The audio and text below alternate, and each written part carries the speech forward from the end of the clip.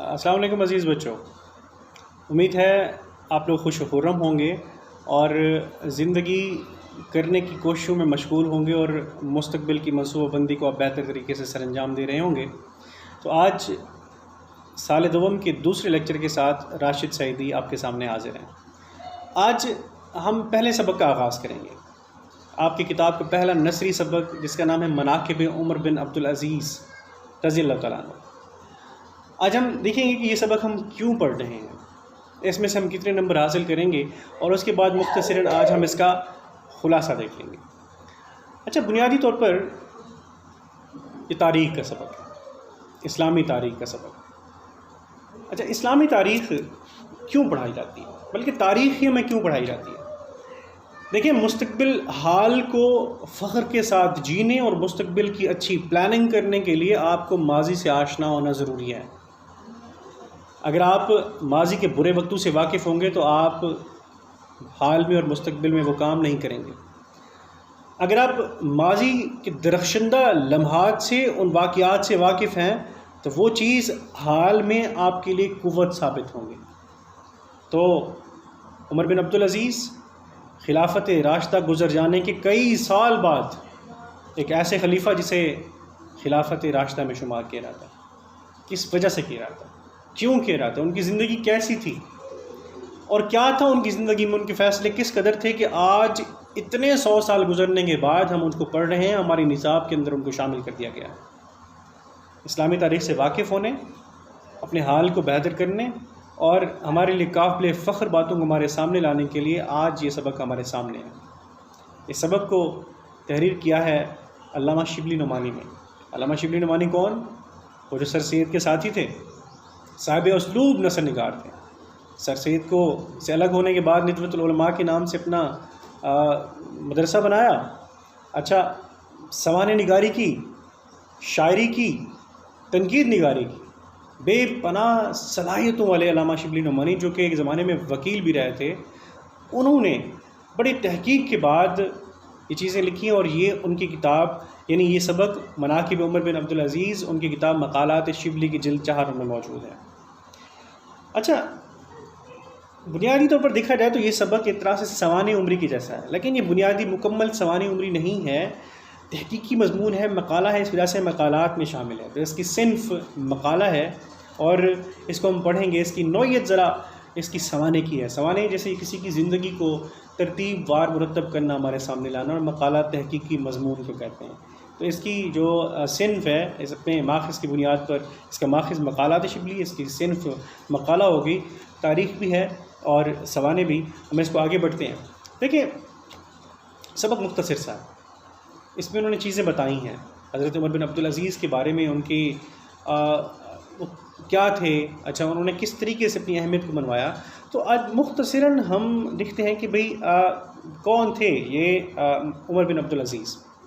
اچھا، حضرت عمر بن عبدالعزیز بنیادی طور پر خلافت بنو امیہ سے متعلق تھے، اور مطلب جب دیکھیں خلافت راشدہ کے بعد یعنی حضرت امیر معاویہ کا دور شروع ہوا، اس کے بعد ان کے بیٹوں کا، اور یہ سلسلہ چلتا گیا، اور یہ سلسلہ یعنی بنو امیہ کا 92 سالہ جب دور حکومت ہے، تو اس میں سے دیکھیں کئی حضرت امیر معاویہ کے بعد تو تاریخ ترین دور شروع ہو گیا۔ یزید کا واقعہ آپ کو پتہ ہے، جس کی بنا پر یہ بہت بڑا کربلا کا اتنا سانحہ پیش آیا، اور اس کے بعد بھی یعنی بنو امیہ کے تاریک ادوار میں سے حضرت عمر کا 2.5 سالہ مختصر سا دور ایک روشن دور ہے، درخشاں دور ہے۔ وہ کیوں ہے، کس بنا پر ہے؟ وہ دراصل ان فیصلوں کی بنیاد پر ہے جو کہ حضرت عمر بن عبدالعزیز نے کیا۔ اچھا، حضرت عمر بن عبدالعزیز جو شاہی خاندان سے تعلق رکھتے تھے، اچھا بڑی تزک و احتشام سے زندگی گزارتے تھے۔ خلیفہ بننے سے پہلے وہ کہتے ہیں کہ بے پناہ قیمتی لباس پہنتے تھے، تریات استعمال کرتے تھے، کہیں سفر پر جاتے تو کئی کی اونٹ تو صرف ان کے ملبوسات لاد کے چلتے تھے، ان کے دسترخوان پر انواع و اقسام کے کھانے چنے جاتے تھے۔ لیکن ہوا یہ کہ ان سے ان کے پہلے جو خلیفہ تھے سلیمان، اس نے مرتے و وصیت کر دی، اپنے بیٹوں کی بجائے اس نے تجویز کیا کہ میرے بعد عمر بن عبدالعزیز خلیفہ بنیں گے۔ وہ کیسے؟ جب ان کے مرنے کے بعد وصیت کھولی گئی، لوگ ششدر تھے، حیران تھے، بھئی کسی سے مشورہ نہیں کیا، یہ کہ عمر بن عبدالعزیز کو ہمارے اوپر لاد دیا۔ تو حضرت عمر بن عبدالعزیز نے بھی صاف طور پہ کہہ دیا کہ میں تم لوگوں کی گردنوں پر توق نہیں بننا چاہتا، جس کو بھی تم خلیفہ منتخب کرنا چاہو کر سکتے ہو۔ اس وقت کے اکابرین نے، سنجیدہ بزرگوں نے فیصلہ کیا، چنا بھائی، اکٹھے ہو کے صاحب شعور لوگ بیٹھے، ایک طرح سے جمہوری نظام کی مانند انہوں نے کہا کہ کس کو خلیفہ بنایا جائے، تو پورے خاندان میں سے صرف عمر بن عبدالعزیز ہی انہیں ایسی ہستی نظر آئے جن کو وہ خلافت کا تاج پہنانے کے قابل سمجھتے تھے۔ منتخب ہو گئے۔ منتخب ہونے کے بعد بھی ان کی تالیف قلب ہوگی، ساری کی ساری زندگی ان کی بدل گئی۔ وہ شخص جو ایک لباس کو ایک دفعہ پہننے کے بعد دوبارہ پہنتا نہیں تھا، فقیرانہ زندگی بسر کرنے لگا۔ بھئی وہ شخص جس کے دسترخوان کئی قسم کے انواع و اقسام کے کھانوں سے لدا رہتا تھا، غریبوں کے ساتھ کھانے لگا، لنگر میں بھی پیسے دے کے کھانے لگا۔ ارے وہ شخص کہ ایک دفعہ وہ اپنے بیٹھے ہوئے تھے گھر پہ، اپنے چراغ کی روشنی میں کوئی سرکاری کام کر رہے تھے، ان کی زوجہ محترمہ آئیں، انہوں نے کہا کہ آپ سے بات کرنی ہے، انہوں نے کہا ایک منٹ ٹھہرو۔ ٹھہرنے کے بعد انہوں نے چراغ کی لو بجھائی، انہوں نے کہا ہاں بات کرو۔ انہوں نے پوچھا کہ بھئی کیا آپ نے بند کیوں کر دیا؟ انہوں نے کہا کہ میں سرکاری تیل سے سرکاری کام کر رہا تھا، تم ذاتی کام کرنے کے لیے، ذاتی بات کرنے کے لیے آئی، تو بھئی اس تیل کی روشنی میں اگر میں تمہاری ذاتی بات سنوں گا تو یہ خیانت ہوگی۔ یہ فیصلے تھے ان کے، وہ فیصلے کہ بھئی انہوں نے جو اپنے خاندان سے چھینی گئی جاگیریں واپس لے کر غریبوں کو دینا شروع کر دی تھی۔ اس قسم کے فیصلے جو انہیں امر بنا رہے ہیں، اور آج کئی 100 سال بعد ہم انہیں پڑھ رہے ہیں یہ چیزیں۔ خیر دیکھتے ہیں کہ سبق کو ترتیب کے ساتھ، سبق آپ لوگ خود پڑھیں گے، ریڈنگ کر کے بیٹھیں گے، بلند خوانی آپ خود کریں گے، کلاس ہوتی تو بلند خوانی کرتے۔ بہرحال ہم آج اس کو ترتیب کے ساتھ پڑھنا شروع کرتے ہیں کہ کیا باتیں علامہ شبلی نعمانی نے اس سبق میں ہمارے ساتھ کی ہیں۔ تو مختصراً آج ایک خلاصے کے انداز میں اہم باتوں کو میں آپ کے سامنے پیش کروں گا۔ کسی اور لیکچر میں پھر ہم یوں کریں گے کہ پھر ہم اس کو سمجھتے جائیں گے، سلجھاتے جائیں گے، اس کی گتھیاں سلجھائیں گے، اس کی تشریح کرتے آئیں گے، اور پھر آپ کے سامنے چیزیں آئینہ ہو جائیں گی۔ آج صرف یہ دیکھتے ہیں کہ انہوں نے کون سی باتیں کی علامہ شبلی نعمانی نے۔ بھئی علامہ شبلی نعمانی، بات یہاں سے شروع کرتے ہیں کہ مشہور محدث تھے علامہ ابن جوزی، محدث تھے۔ اچھا، ان کی کتاب کے بارے میں بات کرتے ہیں۔ بات دراصل یہ ہے کہ بھئی علامہ شبلی نعمانی اپنی کتاب الفاروق جو کہ حضرت عمر پر لکھ رہے تھے، اس کے لیے مواد اکٹھا کر رہے تھے۔ کئی ملکوں میں گئے وہ سب مواد اکٹھا کرنے کے لیے، تو جب وہ مصر کے کتب خانہ خدیویہ میں پہنچے تو وہاں پہ انہوں نے علامہ ابن جوزی کی کتاب سیرت العمرین دیکھی۔ سیرت العمرین یعنی 2 عمروں کی زندگی، ان کی سیرت، ان کا راستہ۔ کون سے عمر؟ حضرت عمر فاروق اور عمر بن عبدالعزیز۔ تو انہوں نے کہا وہ کتاب میں نے دیکھی تو اس میں سے میں نے وہ واقعات نقل کیے جو کہ عمر بن عبدالعزیز کی زندگی سے متعلق تھے، اور وہ واقعات ان کو عمر ثانی یعنی دوسرا عمر ثابت کر رہے تھے۔ پھر کون سے ایسے واقعات جو ان کی سیرت کے متعلق تھے، ان کے عدل و انصاف کے متعلق تھے؟ تو آپ کے پاس ایک اور بھی بات پتہ چل گئی کہ بھئی حضرت عمر بن عبدالعزیز کو عمر ثانی کہا جاتا ہے۔ اچھا، ایک اور بات بھی بڑی دلچسپ ہے کہ جو ان کی عمر بن عبدالعزیز کی جو والدہ تھیں وہ حضرت عمر کی پوتی تھیں۔ بڑی دلچسپ بات ہے یہ بھی۔ تو بھئی وہ کہتے ہیں کہ حضرت عمر بن عبدالعزیز کا جو طرز عمل تھا، جو اپنی رعایا کے ساتھ ان کا زندگی گزارنے کا، فیصلہ کرنے کا طریقہ تھا، تو وہی چیز ان کو عمر ثانی بناتی ہے۔ اور وہ جو فیصلہ کرنے کا طریقہ تھا وہ بھی ان کی ذاتی زندگی نہیں تھی، وہ بھی ان کی اسلام کی اصولوں کے مطابق، یعنی اسلامی زندگی تھی، اسلامی فیصلے تھے، اسلامی طرز حیات تھا۔ علامہ شبلی نعمانی نے وہ واقعہ نقل کرتے ہیں کہ بھئی ایک دن عمر بن عبدالعزیز مسند خلافت میں متمکن تھے، یعنی بیٹھے ہوئے تھے، اور ہمس کا ایک رہنے والا ایک عیسائی آیا، اور عیسائی نے آ کے کہ گزشتہ خلیفہ ولید بن عبد الملک کے بیٹے عباس کے خلاف مقدمہ دائر کیا کہ بھئی اس نے میری زمین پر تو قبضہ کیا ہوا ہے۔ حضرت عمر بن عبدالعزیز نے عباس سے پوچھا کہ کیا معاملہ ہے؟ اس نے کہا کہ یہ زمین میری ہے، بھئی میرے باپ نے مجھے دی تھی، مجھے خلیفہ وقت نے دی تھی، اور میرے پاس تو اس کے کاغذات موجود ہیں۔ عیسائی نے کہا کہ مجھے اللہ کی کتاب قرآن کے مطابق فیصلہ چاہیے، یعنی انصاف چاہیے۔ تو عمر بن عبدالعزیز نے شاہی خاندان کے فرض سے وہ زمین چھین کر عیسائی کو واپس کر دی تھی، اور کہا کہ بھئی تیرے باپ کی تحریر سے خدا کی تحریر بہتر ہے، بڑی ہے، قرآن کے مطابق فیصلہ۔ قرآن کے مطابق فیصلہ دراصل انصاف کا فیصلہ ہوتا۔ کیوں؟ دیکھیں، وہ یوں تھا کہ جیسے آپ کو پتہ ہوگا کہ ادھر ہمارے ہندوستان یعنی بر صغیر میں جو مغلیہ خاندان کے لوگ بھی مطلب صوبے تھے، صوبے کے صوبے اپنے شہزادوں کے نام کرتے، بھائی فلاں کی جاگیر ہے، فلاں کی جاگیر ہے. تو بنو امیہ کے خاندان والے بھی جب وہ خلیفہ بنے تو انہوں نے عوام کی یعنی رعایا کی زمینیں تھیں، صوبے تھے، علاقے تھے، پورے بڑے اپنے اولادوں کے نام کرتے تھے، فلاں علاقہ فلاں کا ہے، فلاں علاقہ فلاں کا ہے، یعنی لوگوں کی جاگیریں چھین کر اپنے خاندان والوں کو دیتے. حضرت عمر بن عبدالعزیز کا سب سے بڑا کارنامہ بھی یہی ہے کہ انہوں نے وہ جاگیریں اپنے خاندان والوں سے چھین کر غریبوں کو واپس دے دی. اچھا جب یہ کام شروع کیا تو لوگ ان کے دشمن ہونے لگے. بھائی اب ایک جو شاہی خاندان والے یا کوئی بھی اپنی اچھے طریقے سے زندگی گزار رہے ہیں وہ اپنی زندگی کو بدلتا اور سمٹتا کیسے دیکھ سکتے ہیں؟ تو انہوں نے عمر کو بھیجا، پھوپھی تھی عمر بن عبدالعزیز کی، ماں کی طرح پالا، تو انہیں بھیجا سفارش کیجیے کہ ایسا نہ کریں. تو انہوں نے جا کے سمجھایا اور یہ بھی کہا کہ سارا خاندان دشمن ہو جائے گا. تو عمر بن عبدالعزیز نے کہا میں خدا کے علاوہ کسی سے نہیں ڈرتا. اچھا اب بھائی خود بھی تو ایسی جاگیریں عمر بن عبدالعزیز کے پاس تھی جو کہ ان کے خاندان میں ان کو دی تھی اور جو کہ ان کی اپنی نہیں تھی، غریبوں سے چھینی ہوئی تھی. تو انہوں نے سوچا کہ بھئی میں کیا وہ رکھوں یا نہ رکھوں. تو انہوں نے کیا کیا کہ اس وقت کے بڑے مذہبی علماء کے ایک مکحول، میمون بن مہرام اور ابو قلابہ، ان لوگوں کو بلایا اور پوچھا کہ ہاں بھئی کیا تعلق ہے اس جائیداد کا، میں کیا کروں.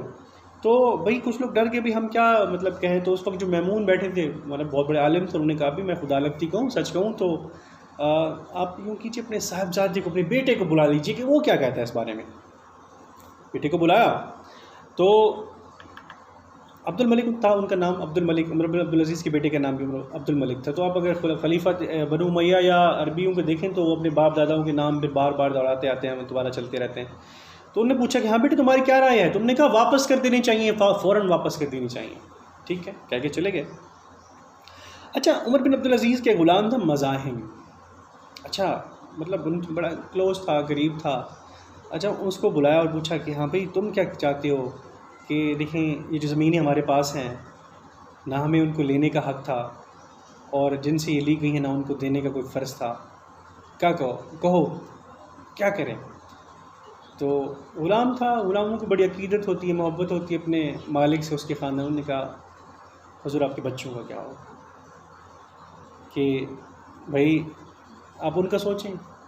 تو عمر بن عبدالعزیز بڑے ناراض ہوئے کہ تم کیسی رائے دے رہے ہو، یعنی کہ میں اپنے بچوں کے سوچوں اور وہ جاگیریں دوسروں سے چھین لوں، اپنی جائیدادیں میں مطلب واپس نہ کروں، تم کیسی بات کر رہے ہو. خیر معاملہ تو اس وقت دفعہ ہو گیا کہ دوسرے دن فیصلہ کریں گے.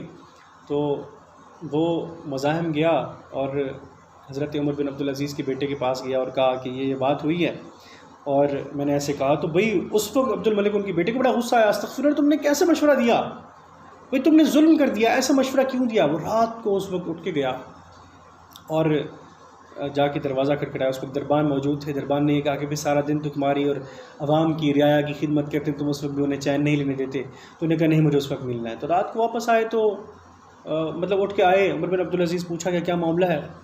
تو کہا کہ بھئی اسی وقت آپ جاگیریں واپس کیجیے. عمر بن عبدالعزیز نے کہا کل ظہر کے وقت دے دیں گے. انہوں نے کہا خبر ہے آپ کو، یقین ہے کہ آپ زندہ بچیں گے، آپ بچ جائیں گے. تو خیر رات کے اس وقت منادی کرائی گئی، اعلان کرایا گیا، لوگوں کو بلایا گیا اور اس وقت ممبر پر چڑھ کر عمر بن عبدالعزیز نے لوگوں سے کہا کہ بھئی جو تمہاری جائیدادیں میں نے واپس کر دیں، اور سب کو جائیدادیں واپس کر دی. جو کاغذات جو ان کے نام پر تھے ان کو کتر کتر کر پھینک دیا، ختم کر دیا. اچھا سلسلہ چلتا رہا یہ والا. تو خاندان میں ایک شخص تھا ابن سلیمان، حضرت عمر بن عبدالعزیز کا بڑا قریبی تھا، بیٹوں کی طرح اسے چاہتے تھے.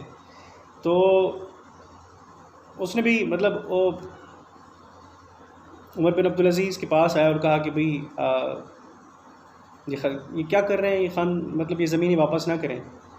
تو حضرت عمر بن عبدالعزیز نے اس سے پوچھا کہ یہ زمین کس کے قبضے میں تھی تم سے پہلے؟ حجاج کے قبضے میں تھی. اچھا تو پھر حجاج کی اولاد کہا کہ بھئی تم کون ہوتے ہو؟ تو ابن سلیمان نے کہا کہ دراصل یہ زمینیں عام مسلمانوں کی تھیں. عمر بن عبدالعزیز نے کہا تو عام مسلمانوں کو ملنی چاہیے، تم کون ہوتے حقدار؟ تو خیر ابن سلیمان روتے ہوئے چلا گیا. تو مزاحم نے پوچھا کہ امیر المومنین کہ یہ تو بہت پیارا اولاد کی طرح ہے، آپ اس کے ساتھ یہ سلوک کرتے ہیں. تو عمر بن عبدالعزیز نے کہا کہ بھئی میں تو خود اپنے نفس کے ساتھ یہ برتاؤ کرتا ہوں، اپنی ذات کے ساتھ یہ سلوک کروں گا کہ اپنے نام کی چیزیں بھی میں دے دوں گا. یہ کون ہوتے ہیں؟